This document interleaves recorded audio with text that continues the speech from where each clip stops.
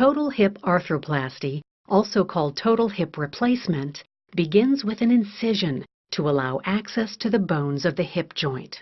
The next step is to remove damaged cartilage and bone from the acetabulum, the cup-shaped hollow in the pelvic bone. This damage results from the bones rubbing directly against each other when protective cartilage wears away.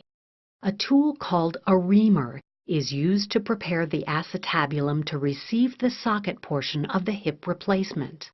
This metal and plastic combination is called the acetabular component and is fitted into the newly reamed bone surface.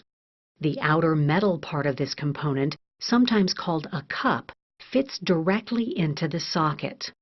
The inner plastic portion has a hollow to hold the replacement for the ball-shaped bone at the top of the thigh bone or femur.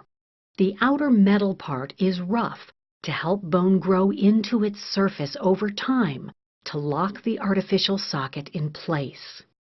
The next step is removing the ball-shaped head of the femur or thigh bone and preparing the femur for placement of the stem portion of the component.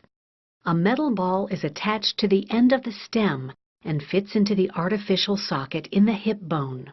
Together, these components replace the natural ball and socket joint. During and after surgery, the surgeon verifies the correct fit and range of motion of the hip replacement components. By mimicking the anatomy and functioning of the natural hip joint, hip replacement can reduce pain and permit a return to many activities.